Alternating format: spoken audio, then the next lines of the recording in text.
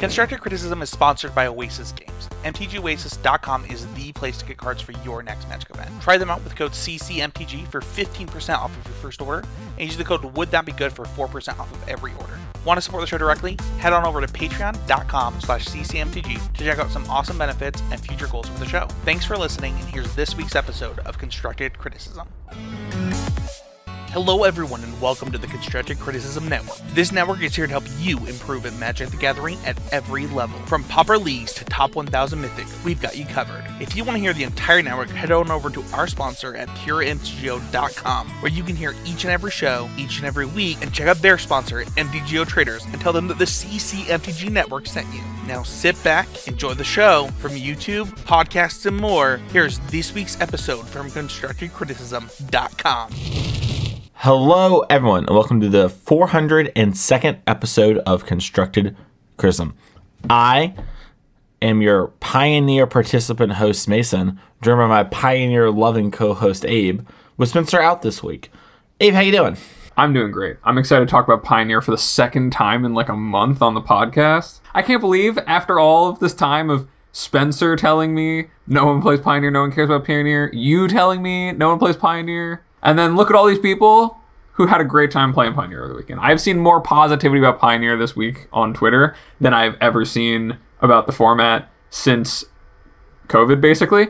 You know, no Inverter of Truths around here. No walking lists. Just don't need them. Everyone's having a good time. It's awesome. This has really been a dream week. Yeah, you know, there's something to be said about having a format where you can detox from the craziness that is Modern and Legacy and stuff like that. Your games get a little scrappy. I had a couple games where it was like draw, go. I didn't just instantly lose, which is a new experience in a lot of ways. You ever play Magic like it's 2016 or something? I did. I got to play in 2 high-level Pioneer tournaments. I was curious what it was like to have me live your dream, where I just got to play big Pioneer event back to back. And I'm sure you had a great time. So let's dive into that a bit. I will. We're going to talk all about Pioneer today. We had a PTQ, a challenge, a 5K, and the SCG Indianapolis team event with Pioneers one of the seats. So we have a lot of Pioneer data and events and stuff to kind of talk about, and get to talk about a lot of the decks and everything that's happened since the Luris ban just 2 weeks ago. It's hard to believe it's only been 2 weeks, Abe, since the Luris ban happened. I miss that cat every day. That's true. It was a cool cat. But first, we do need to do always improving. It is the point of the show. And Abe, how did you always improve this week? This week, I have actually had my Hammer Time coaching really pick up. I think the Luris ban really motivated people to be like, you know, this is something I was meaning to do, but now there's a whole new world out there that I need to learn about. You know, most of the coaching sessions I do, people are looking to learn about the deck, learn about, you know, the play patterns, sideboarding, really like moving through the games properly. But I had a session with someone who was a very experienced pilot, probably had as many matches, if not more than me, under their belt, just playing leagues on Moto. They were like, I've won challenges with Hammer Time. I'm really experienced, but up until the Luris ban, they were coasting. They're like, yeah, we're going to be good. Indy's going to be good. Luris gets banned, and they asked for my help on kind of the deck moving forward. And so we had this awesome session where we really just talk shop for like a little more than an hour about, you know, different cards you could play and kind of like what their experiences had been and what my experiences had been and what we were thinking about constructing it as a full 75.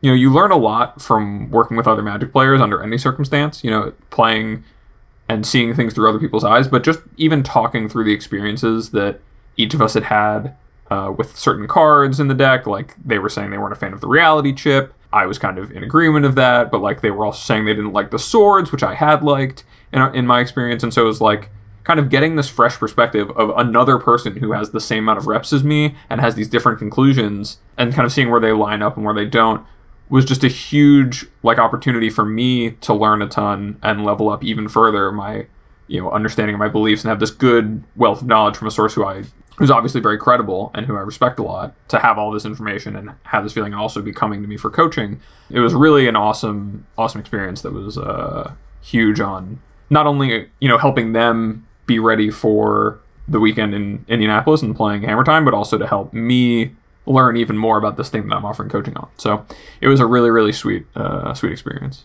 That's so awesome. This sounds like a super cool one. I know you had a bunch of other really cool ones that happened too. So I had heard a story, and I expected to hear that one here today, and so it was cool to really hear that other one.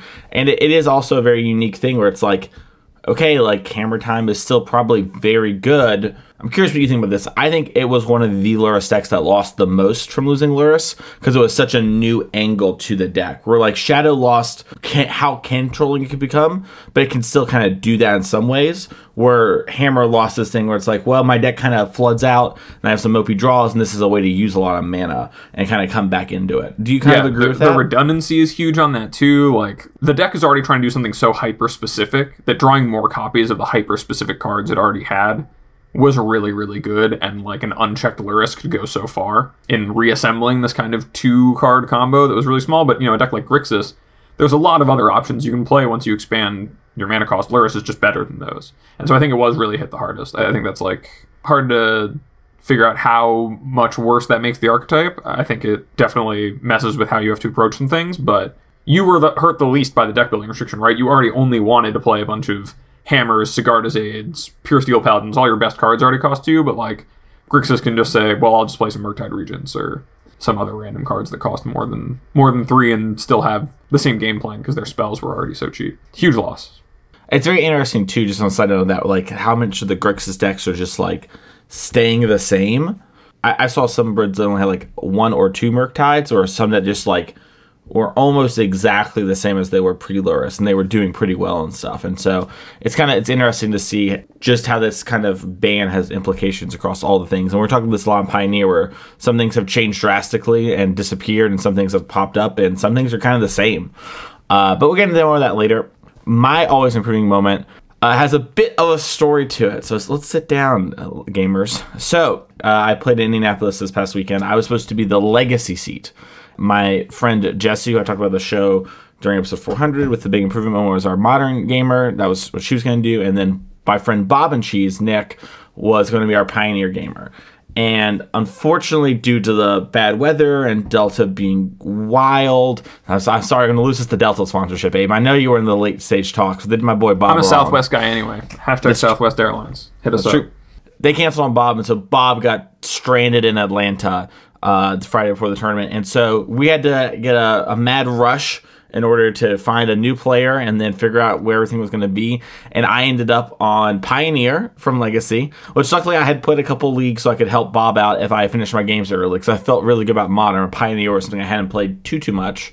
And the one deck that I really liked, which we'll talk about later in the show, Just Ascendancy, isn't playable really anymore. So it's like, okay, I'm not even helpful in like if we play this matchup, what could be going on? So luckily I played some Pioneer, but I had to find a deck and then figure out what I'm going to do with the deck and everything. And luckily, one of my friends, she had bought Winota, decided to play Phoenix, and so I was able to get most of the stuff from her. Twitter helped me out a lot. But the always improving moment came from very quickly trying to consume as much content as I could and consume as much information. But I was trying to do it in a way that was like not staying up all night and not ruining my mood, not ruining everything, because like, you know, I'm in an Airbnb with a bunch of people. My friend Dom came into the Airbnb about an hour later, so I only had really an hour before I had someone else there. And then Jesse and Zoe were going to be there, and so it's like, I don't really want to ruin this for everyone and myself. So, and how much can I really cram and like actually get? So I just tried to think about things realistically, whatnot. Talk to my friend Pulliam, who had played the deck a little bit, and just kind of take like the base knowledge and make sure to play extra slow. So the always improving moment comes from that, where I had a little bit of distilled information about a bunch of different decks and how to do certain things. But when it came time for the game, I made sure to think extra hard, take that little extra bit of time to make sure that I was eking out all my advantage. Because when you play a deck like Winota, your time is going to like very rarely be the problem. And I got paired against a bunch of bad matchups for the most part, and things that you would think would be pretty good against Winota. And I was able to come almost all of it except for the Phoenix matchups. That one felt like my 75 wasn't super prepared for, but that's okay, whatever. We were happy to be gaming. But I was able to like get really close in a lot of spots where like my teammates noticed that they like to point out that my Winotas weren't hitting, and that the deck could tell that I wasn't ready to play Pioneer, you know? It's like, Winotas is not showing up, you're not hitting any humans when you attack. And I'm like, no doubt, I noticed, no doubt. Yeah, 12 whiff, I get it. But I was able to eke out a lot of advantage and basically, you know, play like a bad aggressive mid-range deck in a lot of games and kind of just play good Magic and go the long Well, way. Naya And stuff. Exactly, Naya stuff, like Fable the Mirror Breaker and stuff like that. And it's a great reminder that, like, even when your deck's not functioning, there's a lot of percentage points that can be got if you play really tight. And I had a lot of spots where my opponents were beating themselves up because they rushed to make a play or whatever. And one of my matches where my opponent was rushing to beat themselves up, that we literally finished in 4 minutes. Like, our best of 3 was done. I just crushed them. And it's a like, long clock. You got 46 more. I thought about leaving my teammates to go get food. That's where we were at. You have a lot of time allotted to you. Just make sure to do that. And it's important because it's so easy when you practice a whole bunch, play a deck a whole bunch, to just autopilot. But you probably shouldn't be doing that. You should be looking to get those extra spots. Maybe not as slowly as I was taking my time in a lot of spots for decks that, a deck in a format I don't play. I want to make sure not to let my friends down. An acquaintance now, a friend of mine, Alex, a friend of Abe's, luckily joined our team. And I don't want to let him down. He joined the event for us instead of doing other side event things. And so it's a thing where it's like, hey, there's a lot of percentage points off the table. If I just play good methodical Magic, I can get out of this. And, I didn't even cast a Winota until round 2. Like, I played all of round 1 with no Winotas across 3, and so it's a lot of game to be played, so make sure to do that. Yeah, I don't know if you feel this way, Mason. I know that it's something that I have felt for a long time, and I think Kane talked about it a bit when he came on the show, quite a few episodes now.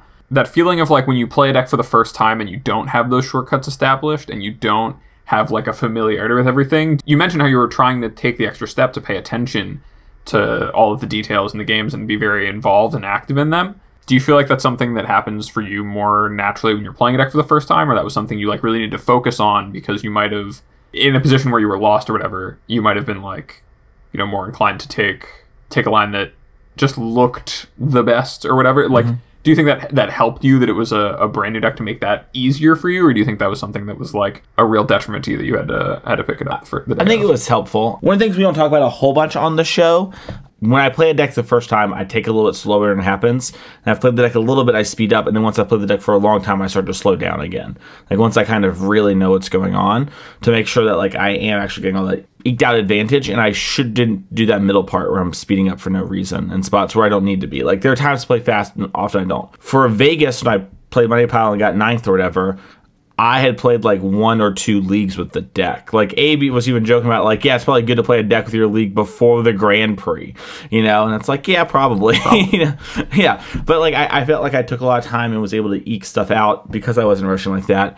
While it's better, I think, to practice and stuff like that, I think approaching the mindset like it's the first time and double checking your work is super good and super important. And I think that the reason personally that it comes at the beginning and the end of, like, a lifespan of a deck knowledge or whatever. I mean, obviously you're always growing, but, like, area where you feel like you kind of really have knowledge of the deck versus when you really, really do, is that when you're early, you have to double check your work because you're not sure if you're coming to right conclusions. And then later on, I have so much more knowledge and core, like, how the games play out, what my role for the cards are in the matchup, that I can then double check it with a more fine-tooth comb in that sort of way. Does this strategically make sense? And, like, with all the information I have, and I can do a better job of that. Where in the middle, I kind of don't do that, but I should be.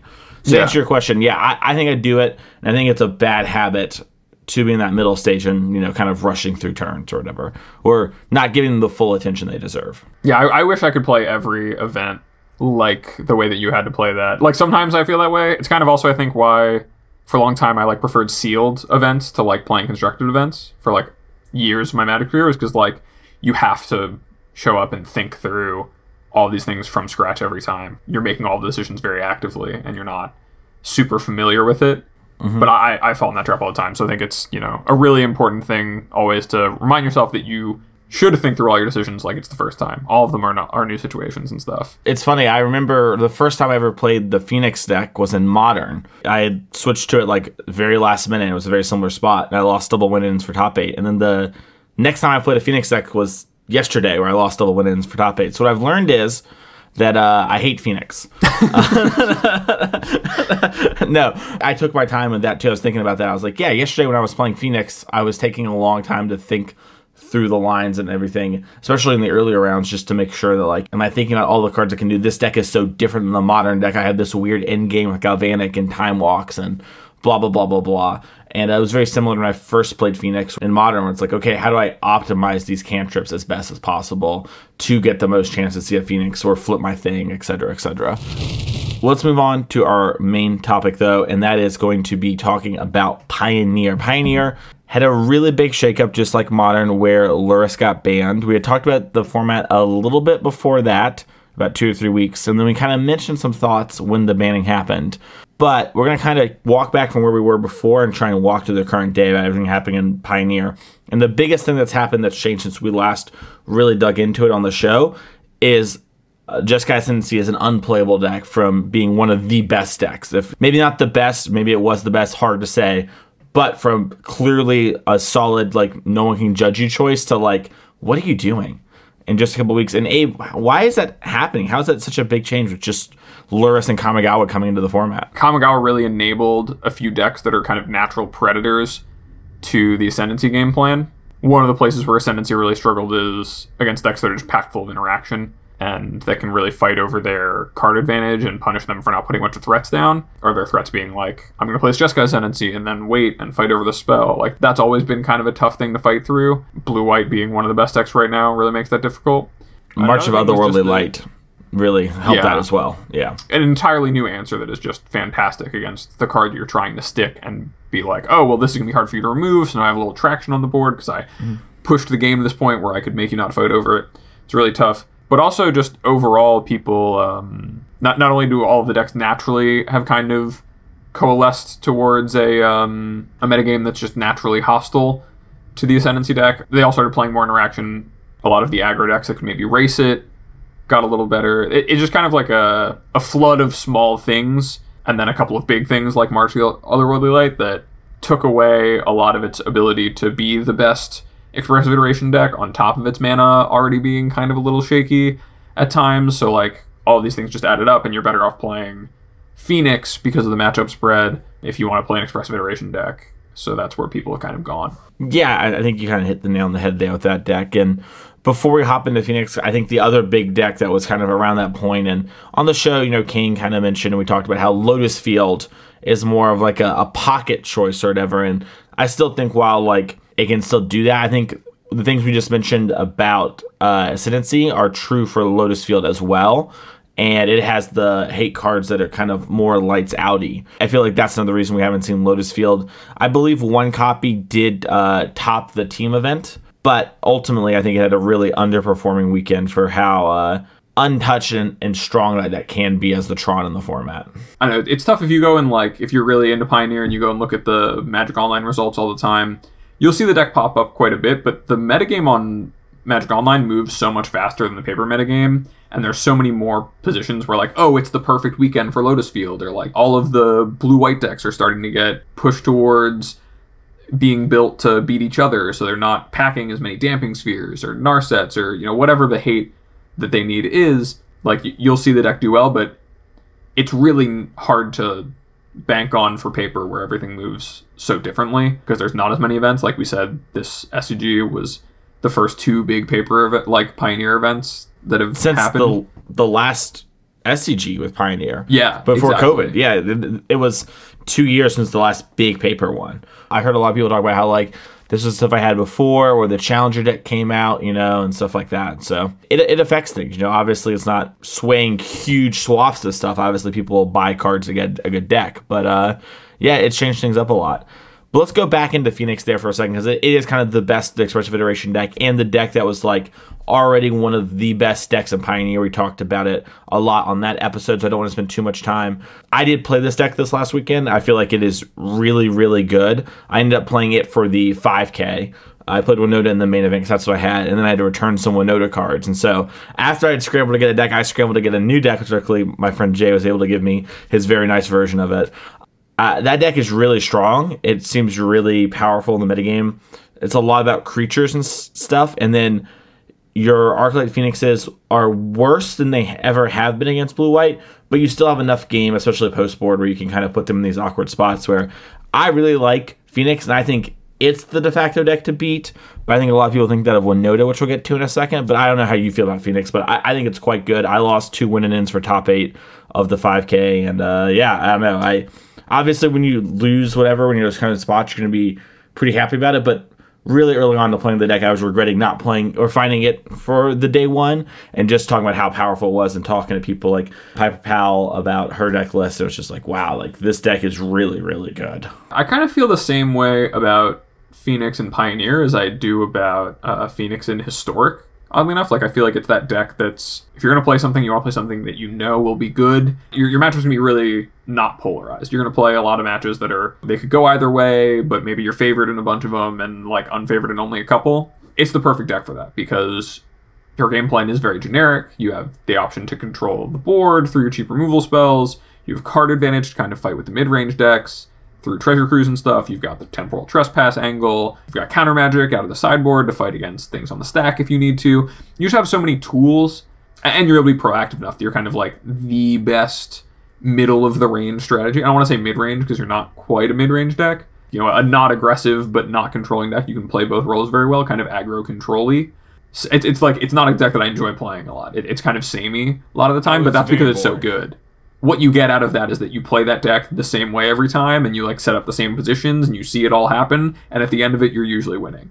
You know, I think in the same way that the historic Phoenix deck, we saw the set championship episode last week, it didn't really perform great, but it didn't perform terrible. It was in this high-level field.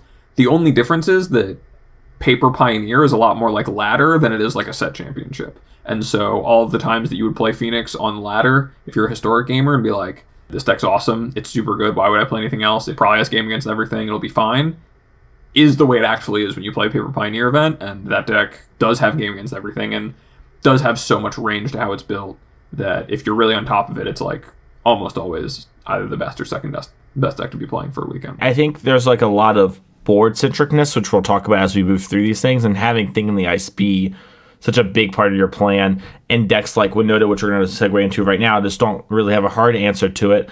But luckily, Winota does have another real big strength, Abe, and that's just being the best Llanowar Elf deck in the format with the best combo sort of burst wins available. And also, this deck got a huge upgrade with Fable of the Mirror Breaker, one of the new sagas that's been storming on the scene since the set championship. I had that card in my Pioneer Winota deck for the main event, and it was very, very good. The Winota deck has like two really big problems. The first is you need a high amount of like extra mana things because you operate on sort of a light land base, and you kind of need to have your creatures, like your elves can put your Winota in play, but ideally you want to actually attack with one.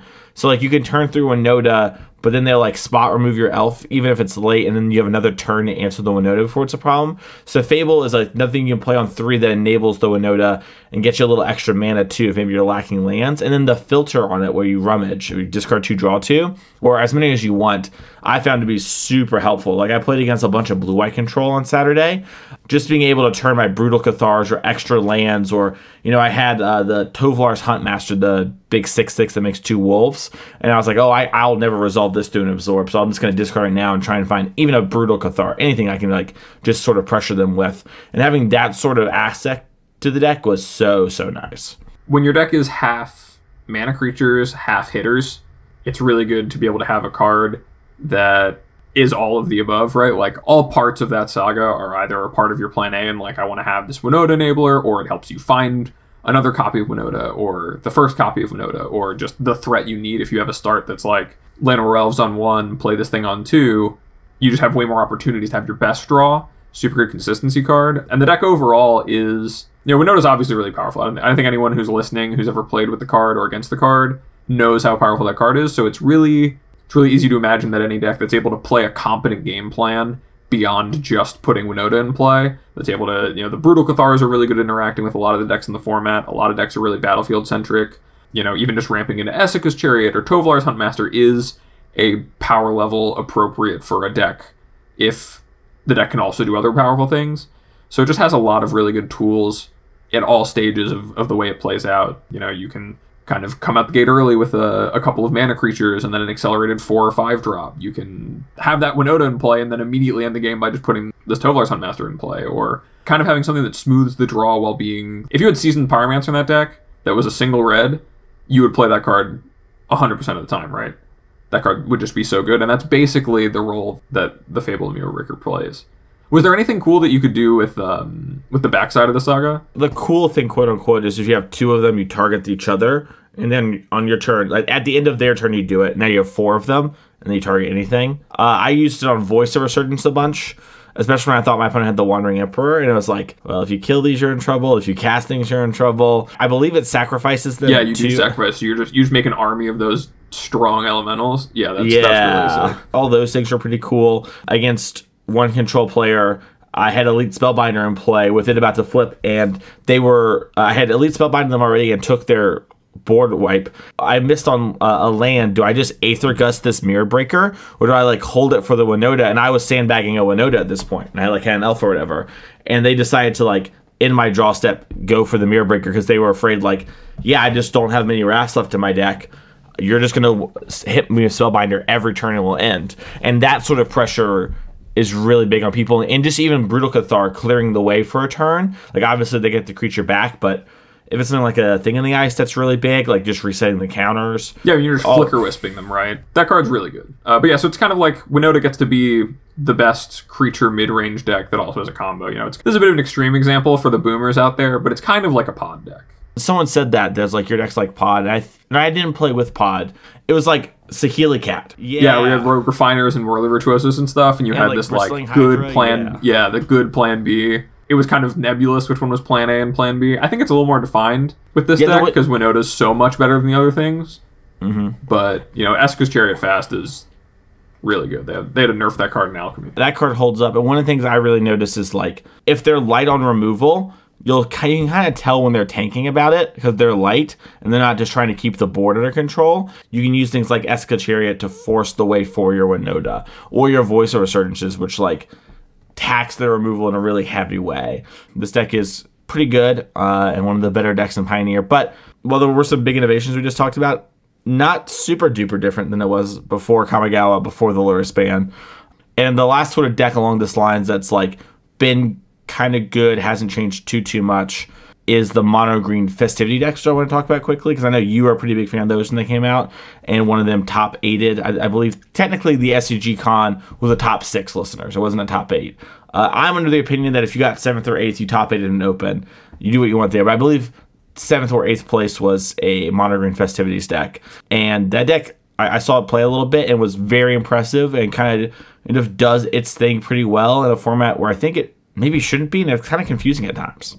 So my experience playing against the deck and kind of like figuring it out when I was playing a bunch of the Luris format, the first thing I noticed was just how much more consistent the deck was able to be when it was like all of your Nissa games are your best games, I feel like, right? The games where you have Nissa Who Shakes the World, you have a bunch of mana, you're able to reset, but the amount of times that you might fizzle because you have yourself set up for mana and then you don't get to do anything because you don't have your payoff was pretty high. Storm the Festival, like not only does it make your deck better because you get to play more copies of things that hit your big threats, but you also get to flash them back. Like there's a lot of times where the pattern is you'll Storm the Festivities, hit like a Nissa or a Kiora with a little bit of mana floating, untap your Nykthos, and then go again.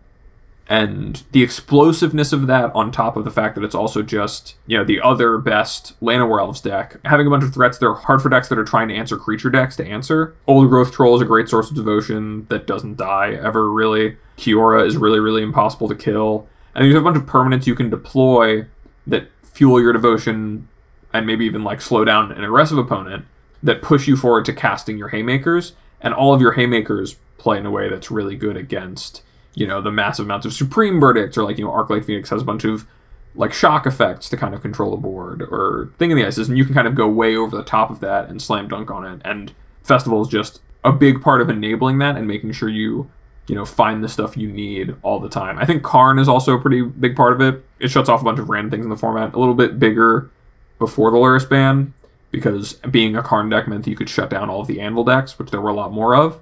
But yeah, I think the deck is like a super good foil to kind of all the control decks present, and that plays to the board in a bunch of ways that are good at punishing that kind of gameplay. It's a green deck that's good against getting Supreme Verdicted. It plays to the board with a bunch of Planeswalkers, and somehow finds a way to outvalue decks that are trying to just one for them efficiently, really consistently. And all it really needs is mana to get set up, and it's really good at that. What do you think about the Spirits deck? So Spirits is the deck that our teammate Bob and Cheese was going to play had he not been reined in. And I think Spirits, before I kind of pass it over here to you, is just a totally fine deck that has some pretty good draws to it. And things like Watcher of the Sphere are pretty big for this deck being playable. But I'm not super in love with it, but I also don't hate it.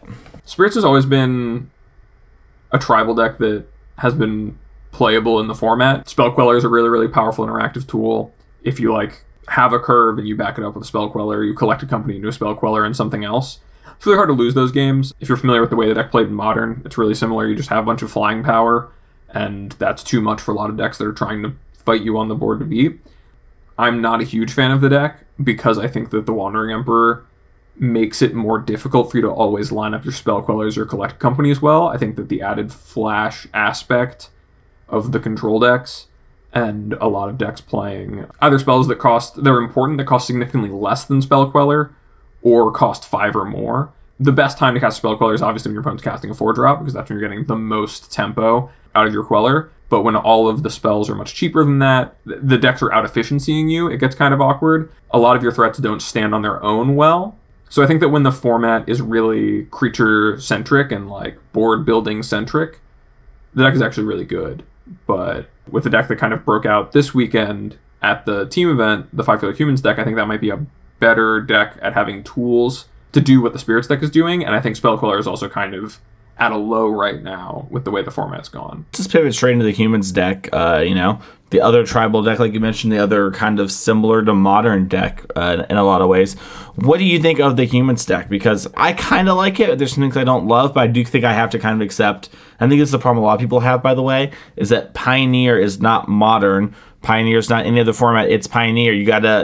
It's the confines of the cards we have here. It doesn't matter how mopey or something looks.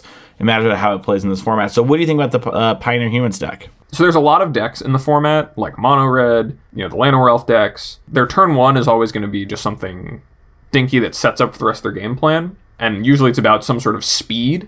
I think that the Humans deck is more about size than speed, which gives it a natural edge to those matchups. And I think that it also has a ton of great tools against the decks that are trying to work against that. Like Reflector Mage against Thing in the Ice is something that anyone who played Modern during the Faithless Looting days either remembers fondly as a Reflector Mage player or unfondly as a Thing in the Ice player. The ways that your deck can interact on the board while still, pushing the ball forward, that's very similar to the way it is in Modern, except you don't have the same kind of blistering draws with Aether Vial or Noble Hierarch. You're kind of more confined to playing one thread at a time, but the things they play, like Experiment 1, Thraben Inspector, Thalia's Lieutenant, there are a bunch of really good humans in the format, and finding ways to leverage that, even if it's less explosive, less of what you're used to. Things like Mantis Rider and Reflector Mage are still some of the best things you can play for 3 mana in the format, as far as threats go. I knew people who had explored it over time, but had kind of moved away from it. And to see this deck kind of break out in the way it did has been really cool. I think it's like a really good new addition of decks that are like finding new ground, right? Like it's easy to build your mono red decks. It's easy to build your blue-white control decks, but it's kind of hard to find the right mix of 5-color mana and 5-color threats. But this deck really hit a good niche of that, and I think is like the right spot to be just bigger than the other creature decks, a little smaller maybe, that like to get under the control deck still. Like whereas Winota kind of, it plays sometimes that kind of game, but worse, hoping to Winota them, and then if that doesn't work, you're leaning on, maybe I'll cast this Huntmaster or this Chariot and be able to like close the game that way. It might be a little awkward and your mishmash beats, but this is just all in on that kind of game where you're playing to the board with creatures. Props to Max McFetti for figuring out the list that he figured out, and that deck is super sweet and probably a pretty big contender to stay. I think it'll be hard for everyone to police everything, and I think Mantis Rider against Wandering Emperor, especially as a matchup, one-on-one, card-to-card, is a huge part of that deck being really good right now. I agree, and I like everything about Humans. I think we should talk about the blue-white control deck, because you talk about Humans having breakout weekend. Blue-white control did as well, especially on Modo. We saw the PTQ have 4 blue-white control players in top 8. We mentioned it a little bit last week on the episode talking about the Wandering Emperor ad nauseum. This deck is, I think, very good in Pioneer. It really needs to kind of build its deck to the current metagame. So we kind of saw where when the Anvil decks were still around with Luris, that we were playing things like Farewell pretty easily. And while things like Phoenix, I think, might trick you into playing Farewell, and they kind of did me too, after having played more as a Phoenix player, I think actually that sort of card maybe needs to get moved away from. But things like figuring that stuff out is super important to the week-to-week sort of configuration. And March of the Lordly Light, the Wandering Emperor, these two cards are omega big upgrades for this deck and have kind of really changed things. And there's so many different things you can play too to like interact on too, from Fateful Absence for opposing walkers to some people are playing Azorius Charm again, to Dovin Veto's hardcore to fight different angles, which is like, even against things like Winota, hitting a Chariot so big. I think the blue-white deck is quite good still, and it's a powerful, impressive deck. I'm curious what you seem to think about it. Looking at the breakdown of the metagame for the team event, it was the most played deck, if I recall correctly, by like a pretty big margin, and that's not outside of what I expected. I think it's in a good spot right now. The control pieces are all there, and the Wandering Emperor has helped the deck a lot. Teferi is obviously still a very, very good Magic card. The tools are all there. But I also think that what we saw in paper over the weekend of like this deck and Winota being out in force,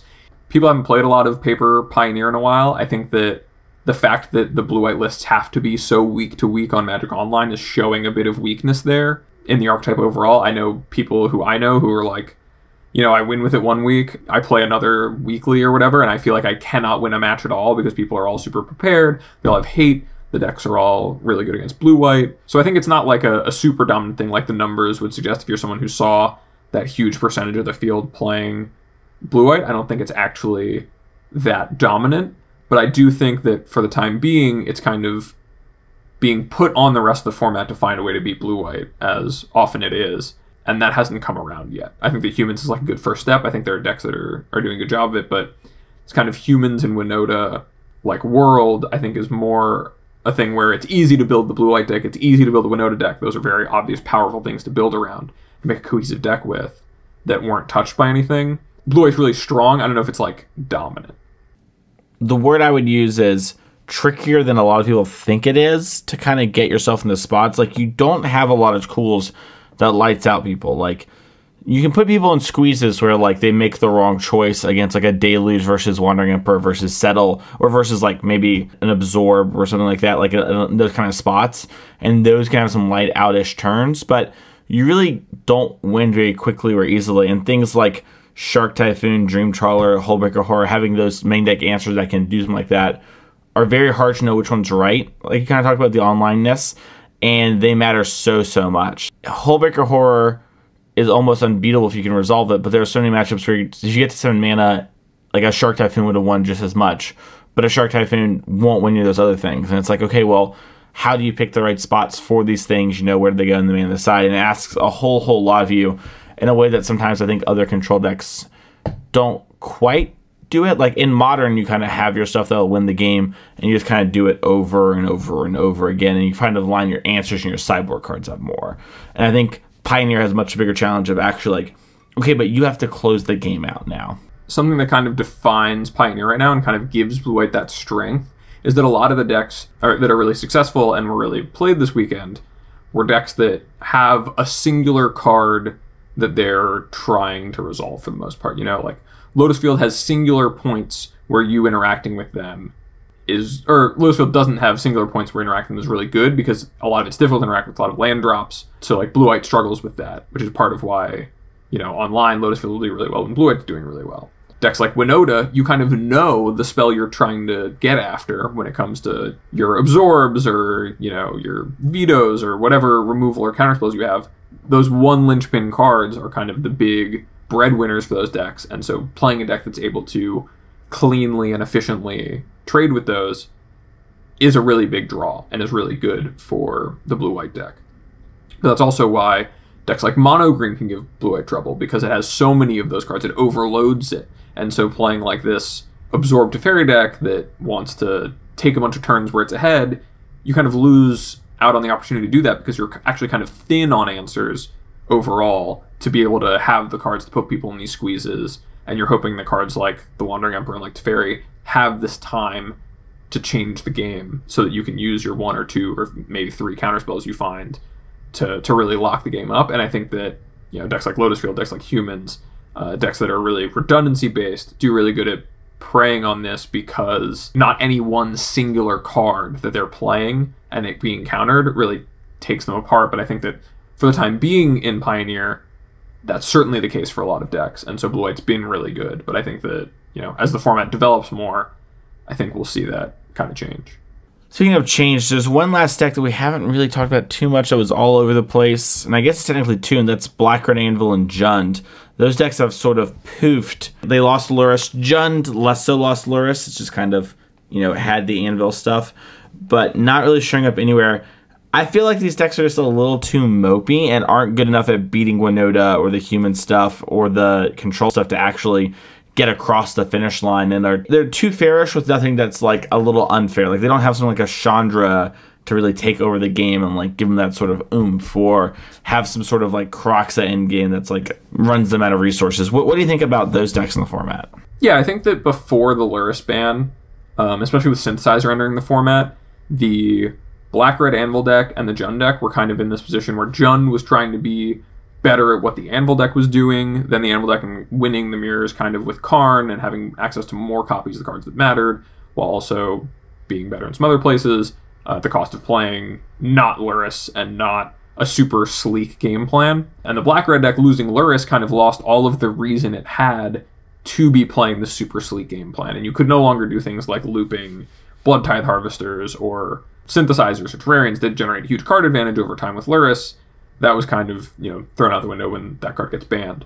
Actually, just over the weekend, Jabberwocky won a challenge with a Mayhem Devil Black-Red, like, Synthesizer, Oni Cult Anvil Sacrifice deck. Like, it looked really rough. It had a bunch of, 4s and 2s. Like, the sideboard was kind of like 4 copies of this, a few copies of this. Really not a lot of nuance in the deck building, but it did, I believe, win the challenge. Yeah, I think there's still a lot of promise in that shell. It's having to adopt another angle, right? Like this Mayhem Devil Cauldron Familiar, Witches of an angle, gives it a different dimension to play with the Oni Cult Anvils and stuff. And so I think that Anvil and Synthesizer and, all of these like Cantripy artifacts are good and, have room, but those decks have suffered the most from the Luris ban, because I think they were the biggest users of Luris overall. Like, unlike in Modern, where there's tons and tons of options at such low mana costs to interact, that's really not the case with Pioneer. The loss of Luris actually hurt this archetype and hurt the mid-range archetypes so much more than it did in Modern. Was such a bigger loss to the format because Luris was kind of still existing in a healthy space, even though that was obviously unsustainable because the card is messed up. Those decks went from being, top of the heap, the biggest players, to kind of falling off, but we are starting to see something rise out of the ashes there that's kind of exciting. I think maybe in the next month or two, we might start to see more and more exploration of that, although it seems still a little, in my opinion, a little susceptible and weak to a little bit of hate in a way that the Luris decks weren't.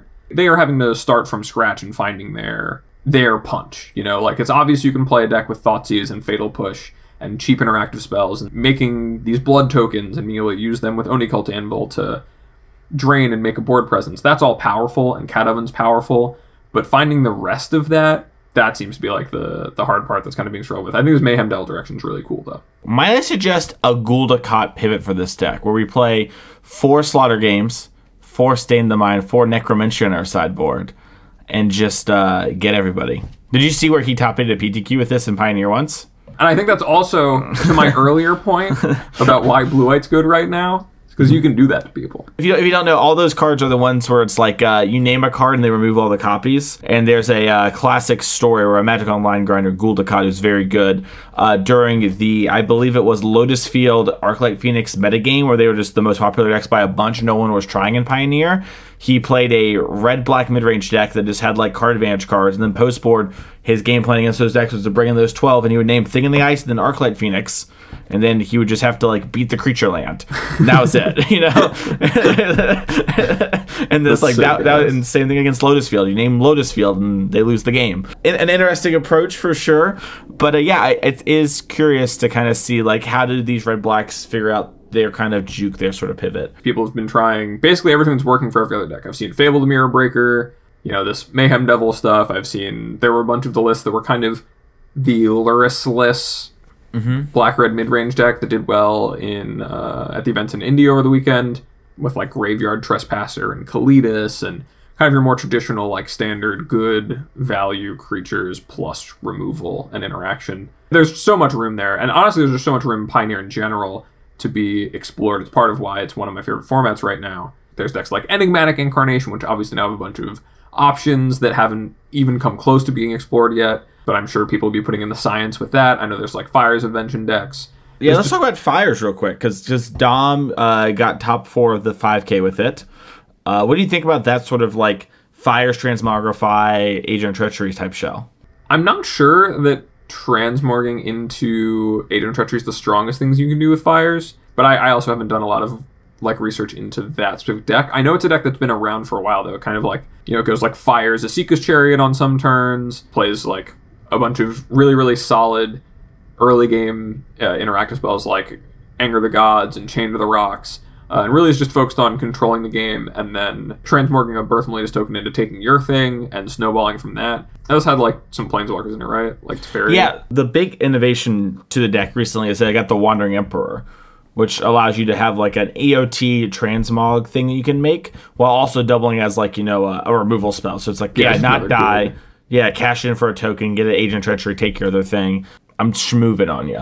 You know, there's just lots of powerful cards, especially throne cards like Fires that are in the format and are still able to be played. And I think that, you know, the more that people are playing Pioneer, and I think you said that there were a bunch of people, I don't remember if you said this before the show or on the show, where people were like, I don't know if I'm excited about Pioneer or not. But I think that a lot of people that I saw had really positive reactions to the format and really wanted to play it more and really excited by it. I think the more that those people engage with Pioneer, now that they maybe own decks or they, you know people who want to play for the next event, they had a good time playing it, they get their shop to run weeklies, this format can really grow, and there's a lot of room for that. There's a lot of room for innovation and a lot of room for exploration. I think it's like one of the best formats in Magic right now to be brewing in. Because it was off the air, but I talked to a bunch of my opponents because, you know, I played 2 days of Pioneer. I was talking to all of them about Pioneer because on the show I do like to joke that nobody cares about Pioneer. And the sentiment from all of my opponents except one was, I don't really like Pioneer. But I think that a lot of it has to do with, and I was listening to them talk, is I think that Pioneer is just not quite meant for those people. I would ask them, like, what do you like to play? And the answer was almost always Modern, which is the most popular Eternal format, so that's kind of expected. And I would ask them, like, what do you like in Modern? You know, and a lot of the times it was like, ooh, I love like these Ragavan decks, or I love like these kind of hyper efficient decks, these berserk kind of combo-y decks. Pioneer's not really trying to be that. So if the things you don't like about Modern, and I know there are a lot of people who don't like Modern. Funny enough, the one person who was excited about Pioneer was very happy to tell me when I said, what do you love about Pioneer? Because I just asked the inverse question. He said how different it was from Modern. You just got to come with it. It's its own format, it's its own thing. And it has a lot of room to explore. I know a lot of people love brewing and tinkering with decks, and they get kind of bored, for lack of a better term, when the format gets figured out. Pioneer might look like it's figured out with things like 5-color humans, Winota, blue-eye control, Phoenix. And I would argue that we kind of have these pillars, and we're at the stage of like, okay, can we knock down these pillars? We haven't solved the format. We are kind of forming the format right now. And with no real eyes on it for a little bit, it's going to be really cool to see how the format progresses and evolves on Magic Online. And I hope it does continue to grow in paper and stuff like that, because it is the most high power without free spells format, or the best high power without free spell formats, in my opinion. I think it's more fun than Historic. Check it out. I think give it a shot. If your local game stores run it, you know, those challenger decks, like if you buy the Spirits one, I'm pretty sure you're like $20 away, assuming you're in the Shocklands. You're $20 away from like the tier 1, the tier 1.5 Spirit deck. I think it's pretty close to that with the Lotus Field deck too. Lotus Field, I think you literally only need two new lands, and then you have like most of the list that people play nowadays. And then I was looking at the Arclight deck because I liked it. I was like, I probably should own a Pioneer deck. And I owned a lot of those cards already, so for me it was only like $80 to finish off if I wanted to do it. But it's also only $300, which is a lot of money, don't get me wrong. But in the grand scheme of things, for an Eternal format like Magic, if Pioneer picks up, you're going to be pretty happy. And that's compared to your Scalding Tarns and one Ragavan. Yeah. If you play Magic, you kind of have to accept it, unfortunately. So yeah, I don't know. I think Pioneer's in a pretty sweet place. I will say this. The games were pretty fun. More so, too, when I was playing Phoenix, because I had a little more play to it. and I was in a lot of like tricky situations that were kind of cool to overcome things. I felt it was fun to play Winota and kind of be like, okay, how am I going to put the pressure on you the hardest without overextending? Or how am I going to like get you to like use your mana in this way? And like I got to play against a blue-white player where like I had like nothing to do till turn 2, but I was almost positive they had Censor. So it's like, okay, how can I like beta Censor versus like, should I just like wait a turn?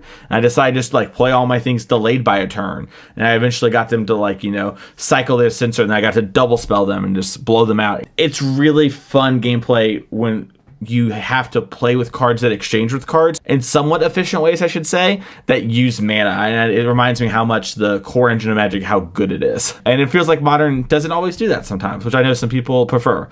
And I do prefer too. I love Modern. So 121 people played a Pioneer 5K, and you were one of them. You last two people who signed up and pushed us up around? Goats. Greatest of all time. I signed up because of them. They signed up. You should have won more matches. They signed up to play Pioneer over any other offering that day. And for that, I stand. Let's go to our Patreon question. If you want to support the show, it will always be free, but you can go to patreon.com/CCMTG to support the show. You go there, you get to kind of get some cool benefits. You get to join the Discord at a certain tier. We have a lot of conversations going. All of my deck lists are up there. One of my friends and Spencer's friend, Matt Kling, former host of the show, he actually went and ripped our money pile deck list so that for the team event that Spencer and him played. And they, I believe, ended up splitting.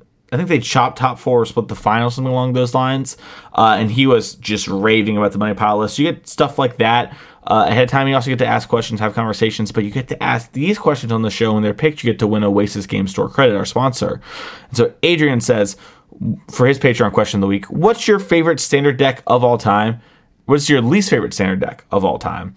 Abe, I think it'd be good if we talk about our favorites first, then our least favorite each. So I think my favorite's Teamer Energy. I'm just going to say that my favorite is Jeskai Black from the format that wound up being dominated by Rally Ancestors. Love me some Soulfire Grandmaster. I don't think I say that enough, and I say it a lot. Dig Through Time, Manus Rider, it was just everything. Like, you had to maneuver your mana base, and you had a bunch of cards that were just good mid-range cards and good card advantage. Exchanged really well, and the games were just super fun to play out because you're playing with a bunch of sweet gold cards, which was awesome, and card advantage. But since that's me talking about Jeskai Black, why don't you talk about Teamer Energy and what you like about it? Well, it's funny. I think I had the actual, maybe the correct answer. I had forgotten it when I had read this question earlier, because for a long, long time, Teamer Energy was my favorite. I really liked the resource management of energy, even though it's a little taxing. I thought it led to some cool games. I like the grindiness exchange in the ground. I thought it was really cool. Like, how tall do we go versus how lean do we go? Like things like Confiscation Coup, the Scarab God, Glory Bringer. Like, how do we get our edges switching up week to week without, giving up too much to blue-white? And I thought the individual games were pretty fun. But I think actually, and it might not have been its whole lifespan, but I've really loved Rogues, actually. And that might actually be my favorite answer. My answer for my favorite standard deck of all time is Rogues when it's the BFZ set. So when Omnath came out, just that standard, it was fun the whole time. But the one where it was right at the beginning was one of my favorite things. I played that in so many online SCGs. I loved playing that deck. All your cards were so tricky and cheap, and you got to play a whole thing, and it really taught me a lot about, mana efficiency over oomph to your cards. What's your least favorite? It's kind of close. It's between 4-color energy with the Scarab God. Okay. Oh, and then the mono green ramp deck from that the standard that I played, Jeskai Black and Rally. That like Ugin, Ulamog, Jotty Offshoot, Nissa's Pilgrimage, just like a ton of just putting lands into play and then casting big dumb idiots. Cast triggers make me so miserable, and I lost so many games where if their card didn't say when you cast the spell on it, like I would have had the game locked up against a ramp deck traditionally. It drove me up a wall. I could not stand it. That's fair. That's valid, King. So my gut response was the Marvel part of standard. Teamer Energy stuff, but it's like Marvel, and you're like putting in Emrakul specifically. Less so. The Ulamog one was fine or whatever, just wasn't actually that good. But as I'm trying to think about all the standard formats I've ever played, and I think that my actual answer might be, I kind of enjoyed playing the Sphinx's Revelation decks, but I don't like how long and non-win conable the decks were. Like, yeah, when they had Elixir, entirely different than when they were playing the deck without Elixir or like pre-Dragon's Maze. All those decks had to play finishers and stuff. And I guess pre-Theros, that iteration of the format, where the decks were 3 colors, I thought all those were really, really cool. Yeah, the Innistrad versions were... There's stories that I'm sure everyone's heard at every LGS if they played around that time of someone like losing some Rev Mirror because their opponent randomly activated a Codex Shredder and like milled their opponent's Elixir of Immortality, or like they just like cast it on turn 1 and then could never lose because neither player had a kill condition. Those decks were bad. I don't know. The mirrors were just kind of like, ugh. Games have to end. Games got to end. That's so true, King. The patrons know. Spencer asked if we were going to do this question. That we had to guess what Spencer's answers would be. And then we can check back on it. Okay, so favorite standard versus least favorite. So I know Spencer's least favorite. So I'll let you know go Spencer's first. least favorite? 100%. If it's not, I'm he's pretty lying sure on the show. I'm 100% his favorite is going to be Lotus Cobra Harrow Valakut ramp with Colony Heart Expedition. Just like the old Valakut. I feel like I should give you a little extra because I know Spencer a little longer than you. Yeah, this is much harder for me than you. Yeah, so I'm going to give you a little thing that I'm not even sure is true, but I'm just going to throw it out there. Do you think his Teamer Savage Knuckleblade queued for the Pro Tour deck that he worked really hard on, had the right numbers, might have been his favorite? Because I'm unsure. That one kind of sticks out to me as one of the decks. Yeah. I think that he obviously would have a very strong sentimental attachment to that deck, and I think that's like, if he had a masterpiece, I think that's his masterpiece, and he talks about it as such, and he reveres it as such. But I think when you talk about a favorite standard deck of all time, it's not just about the deck that you're most proud of or that you performed the best with. It's about the one that you loved. And there is nothing that I've ever heard that man say that makes me think he doesn't love Lotus Cobra, Valakut the Molten Pinnacle, Primeval Titan, and making landfall triggers happen. See, I think he loves all those things, but I don't know if that's my answer. What's your think his least favorite is? This is another thing. This is a real segment for the boomers, because if you know about playing that Valakut deck, you know Caw-Blade sucks and is miserable to play against. If you're playing anything but Caw-Blade, and even playing Caw-Blade is kind of miserable to play against when you play a Caw-Blade mirror. So I think he might go, this is me just feeding into the boomer energy we share. Valakut favorite, Caw-Blade least favorite. We get to bring up the taboo word because he's not here this week, Abe, and that's Thalia.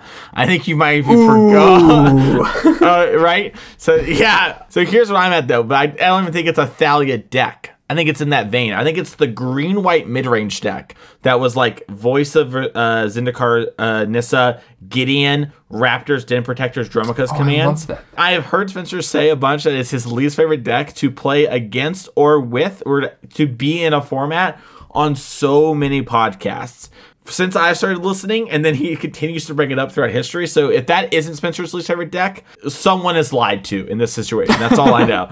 It was either me or it was the listeners or Spencer to himself. He hates that deck. Times change, man. I could see that being pretty frustrating. I was an idiot for not playing that deck more. Sounds believable. Fun fact about that deck, by the way, I was playing locally for fun at my LGS, and I had friends go to the Invitational, and I had almost that exact deck, except I wasn't smart enough to figure out to put the Pacifist in my deck. The 3/3. Yeah, Limehole Pacifist? Yeah. So I would lose to aggro decks, and they wouldn't. And one of my LGS guys almost played it. But this is before the Pro Tour. It's like the Invitational right before. And then he was like, but like I can't beat it or whatever. He just didn't try to fix the problem. And he came back and he's like, man, I regret not doing it and not spending a little time. When it comes to favorite deck, though, I think your Valakut answer might be right. But one of us has to be the winner.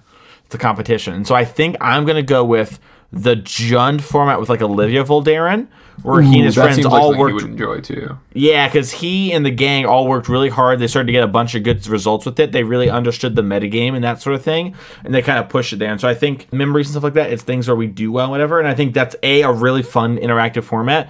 And he and his friends, it was like right at the start of them all popping off. Fireballs and Farseeks, baby.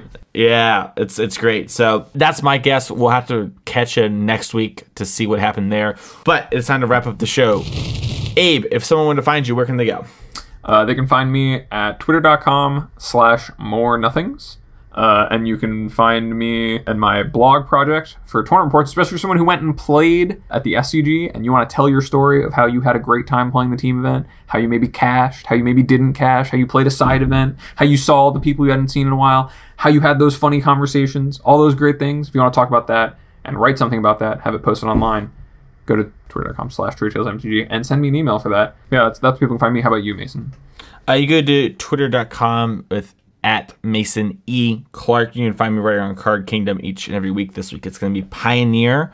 So you might have done some deck lists to go with this if you're a little too lazy to look it up. We've all been there, kings and queens. I would love to write for Abe's thing, but I've got a non-compete clause, so I can't do Trio Tales, so I'm going to need someone else. Maybe Tyler, round 5K. Reach out to Abe maybe. Get in there, Top 8, spoilers. So, hey, make sure to go ahead and do that. And you can find me occasionally on twitch.tv/TheMasonClark, trying to work that in my schedule a bit more. That is going to do it for this week's episode of Constructed Criticism. Make sure to check out the rest of the network. We have Drafting Archetype with Sam Black for all of your limited knowledge and needs. We got Common Knowledge for all your popper needs. Those challenges and stuff always popping off. You want to go check out that stuff. That format is with a new band committee, by the way. That format is schmoovin' when it comes to new content and everything. So you want to make sure you stay up to date on that sort of thing, especially if you have some big, maybe like a Popper 2K coming up or something in your local area. That's going to do it, and we'll see y'all next week for another episode of Constructed Criticism.